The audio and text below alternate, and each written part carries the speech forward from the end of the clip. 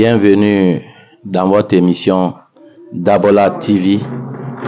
Et aujourd'hui, dans notre émission Un peuple, une histoire, nous avons l'immense plaisir d'être aujourd'hui chez Monsieur Aboubakar Kouyaté, qui est un ancien administrateur, ingénieur agronome de formation, ancien sous-préfet, et maintenant, il est le président du conseil des quartiers de Dabola-Koro. Une grande personnalité, une ressource sûre, et qui nous fait plaisir de nous accueillir dans sa modeste habitation à Dabola-Koro. Monsieur Aboubakar Kouyaté, bonjour. Bonjour monsieur. Bonjour monsieur Barry. Bienvenue à Dabola-Koro, bienvenue chez nous. Merci monsieur Kouyaté. Et nous sommes dans vos murs parce que vous êtes une personne qui peut nous donner des informations sur l'histoire de Dabola et celle de Dabola-Koro. En entrée de jeu, à l'origine, Dabola-Koro, c'est un quartier aujourd'hui, mais à l'origine, comment Dabola-Koro est venu? Très bien. Comme son nom l'indique, Dabola-Koro, en français ça veut dire l'ancien Dabola. C'est l'un des plus vieux quartiers de Dabola. Et pour la petite histoire, quand vous regardez derrière moi le fromager qui est là, il y a une route qui passait derrière ce fromager et qui délimitait Dabola. Dabola partait vers le fleuve à ici là. Par derrière, le côté nord était vide. Tous ceux qui sont là-bas, d'ici maintenant jusqu'à la gare, sont venus s'installer. Mais les vrais autochtones, c'est ici, aller vers Kambaya, longer le fleuve. Ça, c'est les autochtones. Donc, Dabola-Koro, comme son nom l'indique, c'est l'ancien Dabola, c'est l'un des plus vieilles agglomérations de Dabola. Parce que quartier, c'est venu longtemps après. Oui. Donc, c'est ça. Et Dabola, quand on parle de Dabola, c'est récent. Dabola-Koro, le nom Dabola-Koro, c'est récent. C'était Bungalaya. Et le nom est venu à travers un marabout venu de Kouroukoro qui s'appelait Yiriman Dabo, qui est venu s'installer dans nos murs. Et avec le passage des rails, il est remonté vers la gare. Il a été très très célèbre et c'est lui qui a donné son nom à Dabola. Et comme le village a commencé ici, on a dit là-bas, ça devient donc par ricochet Dabola-Koro. C'est comme ça que c'est venu. Bon, monsieur Kouyaté, à la création du village, est-ce qu'il y avait d'autres quartiers à Dabola? Oui, il y avait, s'il faut appeler quartier, il y avait des agglomérations. Il y avait Kambaya, il y avait Morgueya, il y avait Dabola-Koro, il y avait Kinyeko. Autrement dit, ceux qui longent le fleuve, eux, ils étaient là. Donc, si vous commencez, si vous voulez, depuis Foula jusqu'à la limite avec le Biskrima, ce côté sud, de l'est à l'ouest, hein, ça existait, mais du côté sud. Le nord, allant vers la gare, ça n'existait pas. Ok. Voilà. Ok, monsieur Kouyaté, nous avons aussi, on sait que Dabola-Koro, quand on parle de Dabola-Koro, on parle forcément de la famille Kouyaté, une grande famille. Par excellence, je pèse bien mes mots, hein, une grande famille. Est-ce que vous pouvez nous expliquer un peu si cette famille, à l'origine, comment cette famille est arrivée ici? Ah, très bien. Ça relève un peu longtemps dans le temps. Parce que c'est en 1795 que notre allèle est parti pour aller donner la bonne nouvelle. c'est-à-dire les 44 lois de Kourkanfouka. Ouais. Il a quitté Bougouni pour venir à Niagasola. De Niagasola, il est venu se reposer à Djomabana. Je rappelle que Bougouni et Niagasola, c'est du côté du Mali. Niagasola, c'est en Guinée. Oui, Niagasola, c'est en Guinée, mais Bougouni, c'est du côté du Mali. Merci. Vous savez, on est venu, tout le monde est venu. Hein. On parle d'étrangers, c'est relatif. Ouais. Mais tout le monde est venu. Ouais. Donc, il y en a qui sont venus plus tôt. Il y a d'autres qui ont rejoint. Donc, on est venu jusqu'à Djomabana, qui est même considéré aujourd'hui par bon nombre de notre famille comme le départ. Donc, de Djomabana, on est venu à Douako. De Douako, on est allé vers le Fouta. Tout ça, c'était pour propager les lois de Kourkanfouka, les 44 lois. Donc, de là-bas, après la mission au Fouta théocratique, je vais parler de Sumbalako, et je vais parler de Timbo. On est revenu ici à Bafé pour continuer maintenant nous établir à Sembakunya. Sembakunya, c'était le lieu de prédilection de nos parents. C'est le père à notre grand-père, en français facile, qui est venu s'installer à Sembakunya. Reçu par une famille Kouyaté, dont le patriarche s'appelait Safa Djedi, qui a reçu notre grand-père. Il est resté là. Les deux familles sont liées la main, sont imposées. Ils ont été vraiment bien accueillis. Jusqu'au moment où le roi ou le chef, disons, de Sembakunya, Ndemba Morfode Kondé, a donné sa fille, Fatoumata Koroté Kondé, à notre grand-père, à celui-là. Donc, de ce mariage, il est né des enfants, au nombre de 6. La première s'appelait Kadeloulou Kouyaté. Kade Kouyaté ou Kadeloulou Kouyaté, ou Morfode Kade Kouyaté, du nom de son père. Le deuxième, d'abord le grand-père qui est venu s'installer là-bas, il s'appelait Djigi Kouyaté. Djigi Kouyaté. Oui. Donc, c'est lui qui a épousé la fille du chef du village. Et de ce mariage sont nés 6 enfants. Il y a Kade Kouyaté, Kadeloulou Kouyaté, il y a Djelifodi Kouyaté, non plutôt, il y a Kadeloulou Kouyaté, il y a Morla Kouyaté, il y a Alpha Kouyaté, il y a Mamadou Kouyaté et Mamadou Bine. Ce mariage. Ainsi de suite. C'est comme ça. Les 4 là sont rentrés à Dabola.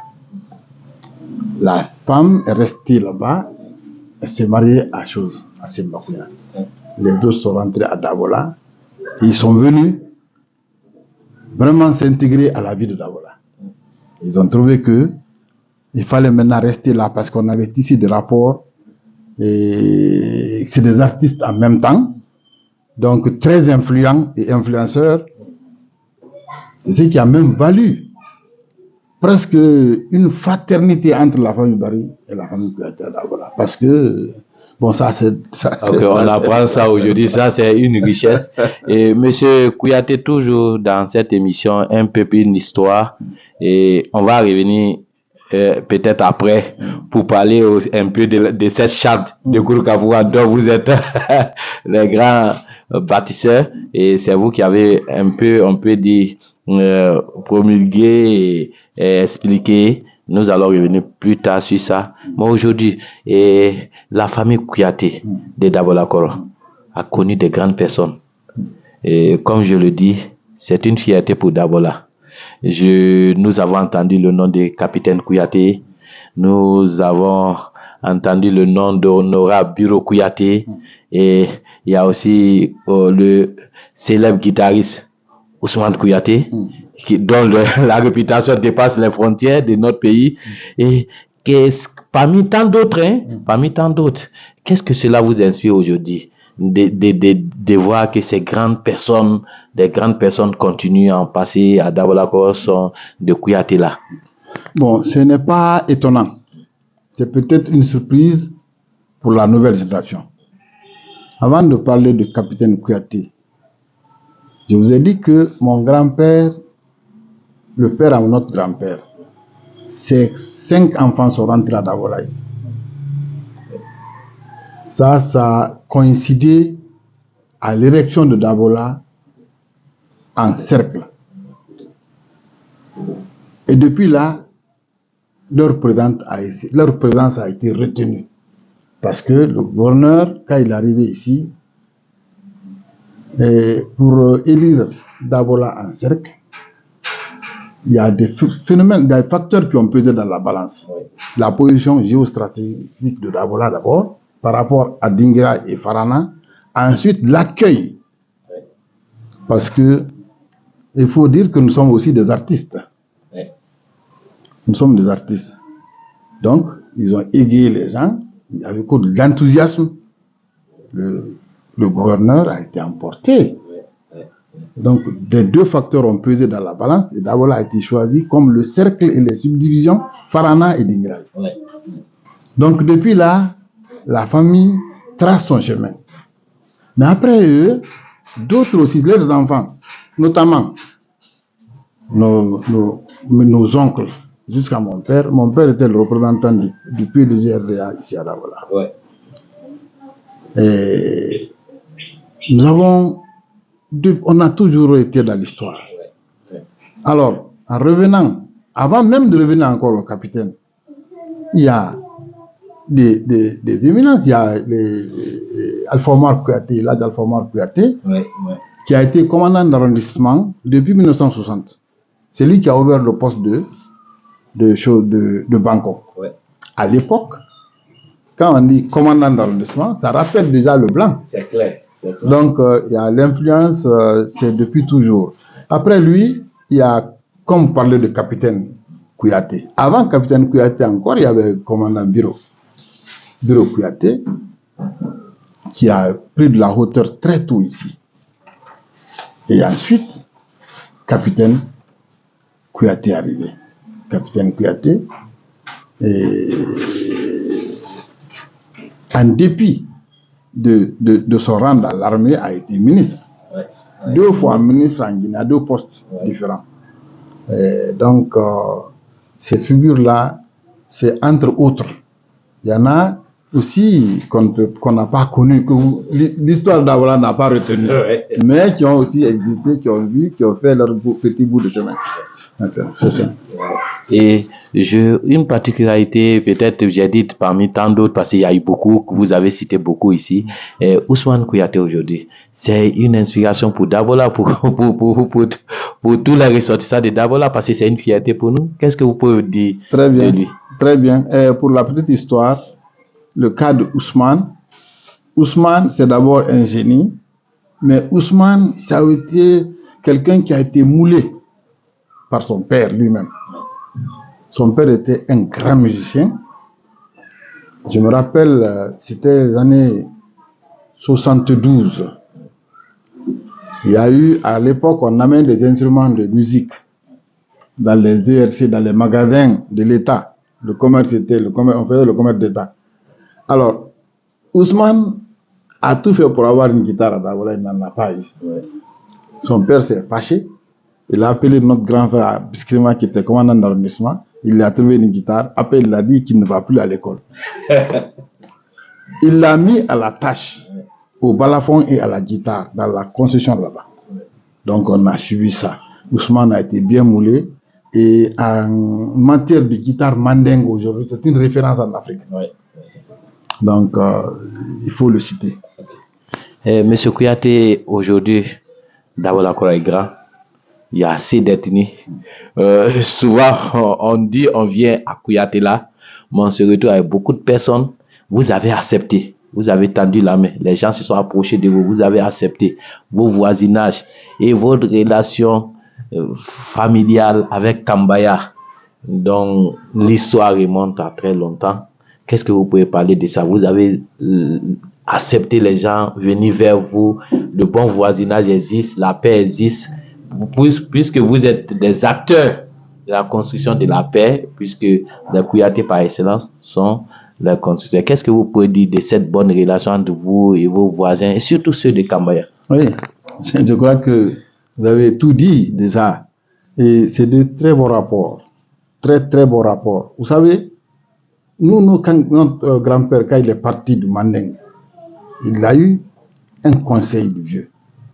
C'est quoi? On lui a dit, va prêcher la bonne loi, mais bats-toi d'abord par l'agriculture. Fais vivre ta progéniture de la sueur de ton front. Comme ça, les gens vont te respecter. C'est le conseil qu'on a suivi. Donc, quand on est venu, on vit ici dans tout le respect, dans l'interdépendance. On a tendu la main, les gens nous ont tendu la main parce qu'on a été aussi accueillis. On a trouvé des gens ici. Alors, on a ici de très bons rapports. Avec Kambaya, il y a un plus. Il y a un plus. La famille Baril, ça, on est mélangé. Mais avec Kambaya, il y a un plus. Kambaya ne fait rien sans nous, sans notre famille. On ne fait rien sans Kambaya. Ça, c'est depuis toujours. Donc, et en dehors de ça aussi, on est en bon rapport avec toutes les grandes familles ici. Toutes les grandes familles de Dagola, de façon générale. Et on les remercie aussi. On les remercie parce que on nous a acceptés. On nous a acceptés et on s'est entraidés. Donc, on remercie toutes ces grandes familles-là. Il y en a plein à Dagola ici. Les anciennes, les autochtones même. On se tient toujours bien.